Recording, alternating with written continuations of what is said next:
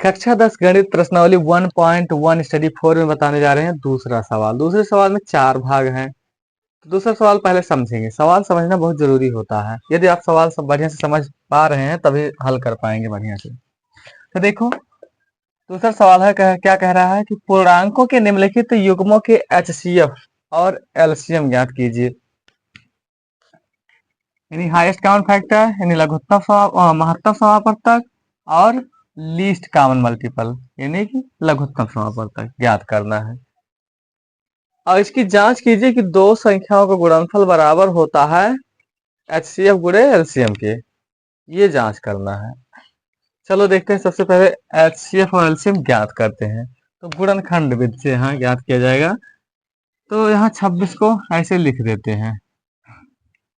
26 का गुणनखंड कर लेते हैं। 26 का गुणनखंड करेंगे, 2 से कट जाएगा, 2 इक्के 2, 2 इक्के 2, 2 में से 2 घट गया, कुछ नहीं। फिर आगे एक अंक अगला लेंगे 6 को, 2 पहाड़ा 6 में कितना बार जाएगा? 3 बार। 2 तिहाई 6 तो आ गया 13। 13 एक अभाज्य संख्या है। तो अभाज्य संख्या जब आ जाए तो इसके बाद कटेगा ही नहीं, तो उसको छोड़ देते हैं। अब यहाँ लिखेंगे 1, क्योंकि 1 सभी संख्याओं में गुणा होता है। हर एक संख्या में 1 से गुणा होता है, इसलिए उसको लिखेंगे। क्योंकि कभी कभी कोई चीज ना कॉमन हो तो एक कॉमन होता है। मासा निकालने के लिए एक जरूरत पड़ता है। तो चलो लिखते हैं यहाँ 1 गुणे 2 गुणे 13। इसको घात रूप में लिख देंगे। घात रूप में लिख दिए। अब यहाँ देखो इसका गुणनखंड करेंगे 91 का। 91 का गुणनखंड होता है, ये 7 से कटेगा। 7 से कटने का नियम बताए हैं हम कि इकाई को हटाओ और उसका दुगना करके बचे हुए में से घटाओ। तो 1 दूनी 2 घटाओ, या तो 7 से कटने वाली कोई छोटी संख्या आ जाए या तो फिर शून्य आ जाए, तो पूरा संख्या ही 7 से कट जाएगा। देखो 7 आ गया, 7 7 से कट जाता है, इसलिए 91 भी पूरा 7 से कट जाएगा। 7 यहाँ लिख देते हैं।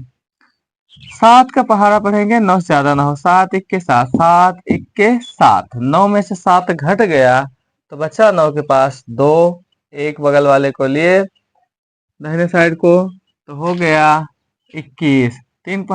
7 का पहाड़ा 21 में कितना बार जाएगा? 3 बार जाएगा। 7 त्रिक 21।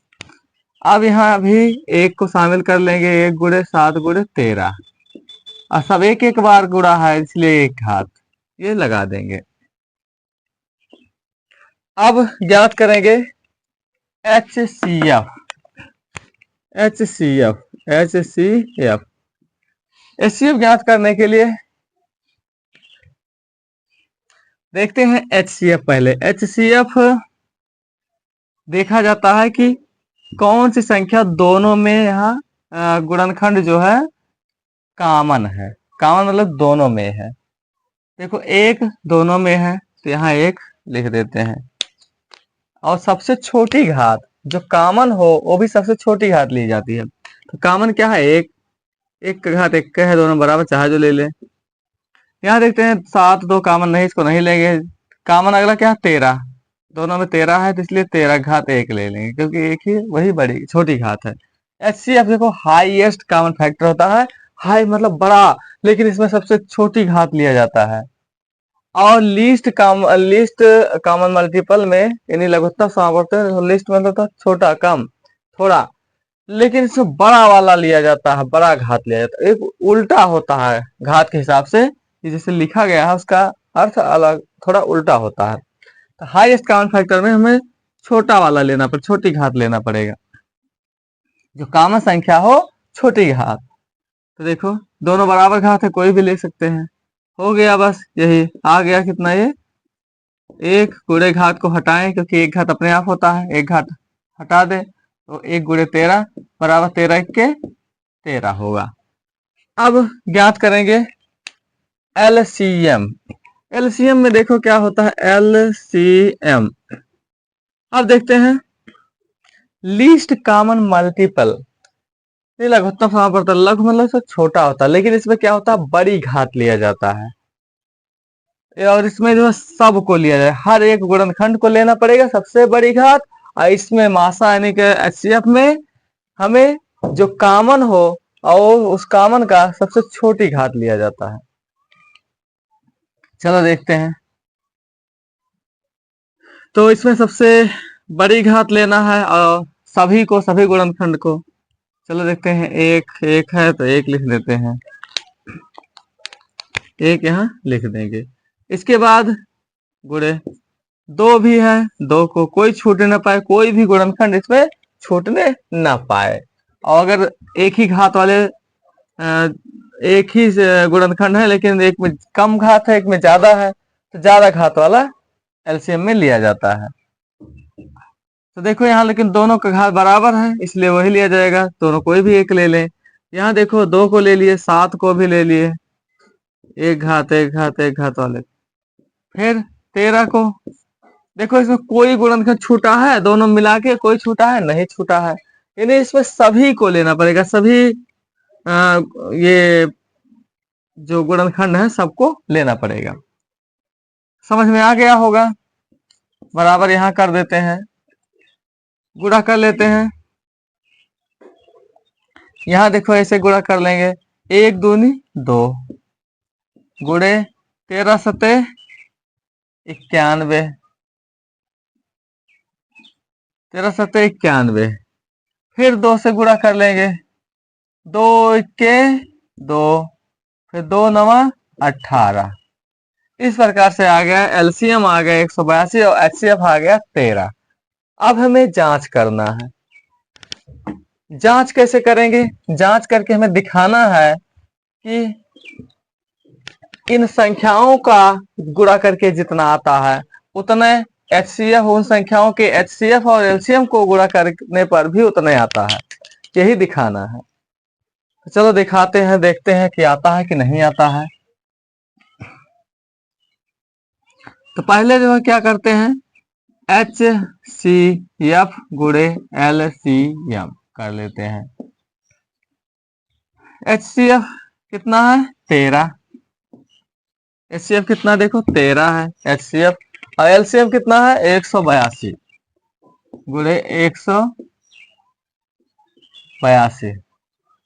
इसको गुणा कर लेते हैं, 13 दूनी 26 के 6 हासिल 2, फिर 13 अट्ठे 104 और 2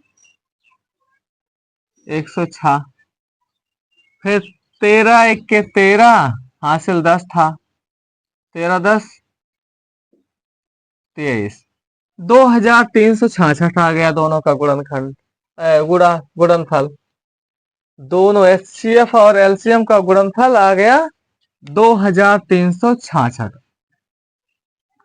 अब चेक करना है कि इन संख्याओं का गुणनफल यानी गुणा करके भी उतना ही प्राप्त होता है। चलो देखते हैं। इसमें करते हैं पहली संख्या गुणे दूसरी संख्या। तो देखो पहली संख्या क्या है 26 और दूसरी संख्या कितना है 91। इसको हम गुणा करते हैं, कहीं लिख करके देखो, 91 में 26 से गुणा करते हैं, 6 इक्के 6, 6 नौ 54, 2 इक्के 2, 2 नौ 18, 6 4 2 6, 8 5 13, 3 1 हासिल 1 2, आ गया कितना 2366। इसलिए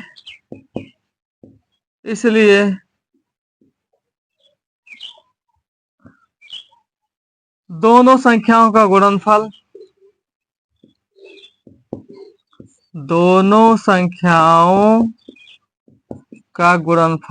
बराबर है एच सी एफ गुणे एल सी एम। दोनों संख्याओं का गुणनफल क्या है बराबर है किसके, एचसीएफ और एलसीएम के गुणनफल के बराबर है। यही जांच करना था और ये बात सत्य है कि जांच करने पे पता चला कि ये बराबर होते हैं। देख लो यहाँ भी 2366 और यहाँ 2366 आया है। इसमें दूसरा भाग है 510 और 92 का एचसीएफ और एलसीएम ज्ञात करना है। चलो पहले गुणनखंड देखते हैं 510 का। देखो अंत में है 0 तो 2 से कट जाएगा, तो 2 से 2 दूनी 4, 2 दूनी 4, 5 के पास बचा एक अंक ले लिए, तो हो गया 2, हो गया कितना 11, 2 दूनी 4, 5 के पास बचा एक अंक बगल वाला एक ले लिए, तो हो गया 11। अब 11 में 2 का पहाड़ा कितना बार 5 बार, 2 पंचे 10, फिर 11 में से 10 घट गया, 2 पंचे 10, 11 में से 10 घट गया, बचा 11 के पास एक, फिर एक अंक लिए, हो गया 10, क्योंकि बगल वाला शून्य को लिए। 2 का पहाड़ा 10 में 5 बार, 2 पंचे 10। अब देखते हैं इकाई स्थान पर 0 या 5 हो तो 5 से कट जाता है, 5 यहाँ लिख देते हैं। 5 पहला अंक छोटा दूसरा लेंगे तो 25 हो गया, 5 पंचे 25 और 5 इक्के 5। अब यह कटेगा 5 1 6, 3 से कटेगा, 3 इक्के 3, 2 बच गया, एक अंक लिए एक को, तो हो जाएगा 21, 3 सते 21। अब सबसे पहले यहाँ लिखेंगे हम छोटा गुणनखंड और इसमें एक भी शामिल करेंगे, एक को भी शामिल किया जाएगा और घात रूप में लिखेंगे। एक का देखो अभी बाद में घात रूप लिखेंगे, पहले उसे लिख लो, 1 गुणे 2 गुणे 3 गुणे 5 गुणे 17। इस प्रकार से कोई भी गुणनखंड 2 बार नहीं है, इसलिए इसका घात यहीं लगा देते हैं। अब देखेंगे 92 का गुणनखंड करेंगे। 92 ये भी इकाई स्थान 2 है तो 2 से कट जाएगा, 2 चौक 8, पहले में 4 बार जाएगा, 2 चौक 8, 9 में से 8 घट गया, बचा 9 के पास एक अंक बगल वाला 2 को लिए, तो हो गया 12, 2 छक 12, फिर 2 से कट जाएगा कि इकाई स्थान पर 0 2 4 6 8 6 है, मिल गया, 2 दूनी 4, 2 तीन 6। अब देखो 23 आ गया, 23 एक अभाज्य संख्या है जो कि नहीं कटेगा। यहाँ देखते हैं एक अपने आप हर एक गुणनखंड हर एक संख्या में गुणा रहता है एक का, तो एक लिख देते हैं। 2 का 2 गुणे 2 है, फिर इसके बाद 23 है। यहाँ देखते हैं इसको घात रूप में लिखना पड़ेगा, घात रूप में इसको लिखेंगे तो आ जाएगा 1 की घात 1 गुणे 2 की घात 2 और गुणे 23 की घात 1। ध्यान देंगे इसका निकालेंगे HCF, पहले इसका HCF निकालेंगे, HCF यानी हाईएस्ट कॉमन फैक्टर।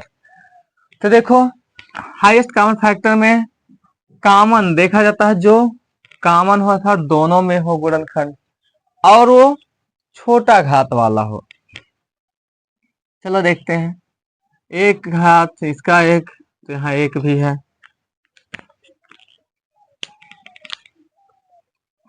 एक 2 की घात देखो इसमें 2 है और इसमें 1 है, तो इसे हाईएस्ट कॉमन फैक्टर में छोटा वाला घात लिया जाता है। 2 की घात 2 भी कॉमन है, इसमें भी 2 है गुणनखंड, इसमें 2 है, लेकिन जो छोटा घात होता है हाईएस्ट कॉमन फैक्टर में उसे लिया जाता है। और लीस्ट कॉमन मल्टीपल में एलसीएम में लिया जाता है बड़ा घात, छोटा घात नहीं लिया जाता है, और इसमें छोटा घात लिया जाता है। तो देखो 2 घात 1 2 घात 2, तो 2 की घात क्या लिया जाएगा 1 गुणे, और क्या कॉमन है, और कोई कॉमन नहीं है, कोई कॉमन नहीं है तो और कुछ नहीं लिया जाएगा, बस यहीं तक। जो कॉमन हो और छोटी घात हो वही लिया जाएगा एचसीएफ में, तो यह हो जाएगा 1 गुणे 2 बराबर 2। अब एलसीएम ज्ञात करते हैं। एलसीएम में देखेंगे सबसे हर एक सभी, इसमें कॉमन नहीं देखा जाए, इसमें सभी गुणांक यानी कह सकते हैं सभी गुणनखंड को लिया जाएगा, सभी गुणनखंड को लिया जाएगा। और यदि दोनों में वो अलग अलग घात वाले हों गुणनखंड कोई, तो सबसे बड़ी घात को, क्योंकि लीस्ट में होता है कम लेकिन ज्यादा अर्थात बड़े वाला उल्टा होता है, इसका याद रखें, घात के हिसाब से तो उल्टा होता है। तो देखो लीस्ट कॉमन मल्टीपल यानी एलसीएम में हम प्रत्येक गुणनखंड को लेंगे, चाहे वो कॉमन हो चाहे नहीं हो। यदि कॉमन है और सबसे बड़ी घात जो होगा उसको लिया जाएगा। चलो देखते हैं, एक कॉमन है तो एक घात दोनों में एक है तो एक ही ले लेते हैं। 2 की घात 1 है, इसमें 2 की घात 2 है तो 2 की घात 2 लिया जाएगा। 3 की घात 1 है, इसमें 3 है ही नहीं और इसमें सभी को लेना पड़ेगा, प्रत्येक गुणनखंड को लेना पड़ता है। आगे 5 की घात 1 है और फिर 17 की घात 1 है, फिर 23 की घात 1 है। तो देखो ये 17 है, 7 लिख दी, 17 की घात 1। तो अब इसको आगे हल करते हैं। एक घात अपने आप होता है, 1 गुणे 2 दूनी 4 और 3 गुणे 5 का एक घात है 5 रहेगा, 17 का एक घात है 17 रहेगा, उसके बाद 23। इसको आगे हल कर लेते हैं। 4 के 4 3 12 पंचे 60, तो 60 गुणे 17 गुणे 23। अब देखो यहाँ 17 से इसमें गुणा के डाट कर सकते हैं, 17 छक्का 102, 17 छक्का 102 होता है। एक जीरो छोड़े थे उसको लिख लेंगे, अब 23 बच गया। तो देखते हैं अब इसको 1020 गुणे 23 करते हैं कितना आता है। तो 10 20 गुणे 23, 3 शून्य शून्य 3 दूनी 6, 3 शून्य शून्य 3 एक 3, फिर 2 से 2 शून्य शून्य 2 दूनी 4, 2 शून्य शून्य 2 एक 2, 0 6 4 3 2, ये आ गया 23,460 आ गया एलसीएम। अब यहाँ पहली संख्या गुणे दूसरी संख्या देखते हैं कितना आता है। 510 गुणे 92, 510 गुणे 92 देखते हैं कितना आता है। अलग कहीं गुणा करके इसको देख लेते हैं। 510 गुणे 92, चलो देखते हैं। 2 शून्य शून्य 2 इक्के 2, 2 पंचे 10, 9 शून्य शून्य 9 इक्के 9, 9 पचे 45, ये आ गया 0 2 9 5 1 6 4, 46,920 आ रहा है, 46,920। अब एचसीएफ और एलसीएम का मल्टीप्लीकेशन कितना होगा, यानी गुणनफल कितना होगा, चलो देखते हैं। एचसीएफ है 2 और एलसीएम है 23,460, 23,460 गुणा कर लेते हैं। 2 शून्य शून्य 2 छक 12 के 2, फिर 2 चौक 8 हासिल 9, फिर 2 तिहाई 6, 2 दूनी 4। तो देखो यहाँ सिद्ध हो गया कि हाँ ये बात ये सही है, दोनों संख्याओं का गुणनफल और एचसीएफ बराबर होता है, यानी कि पहली संख्या गुणे दूसरी संख्या बराबर एचसीएफ गुणे एलसीएम होता है। ये जांच हो गया, दोनों का मान बराबर होता है।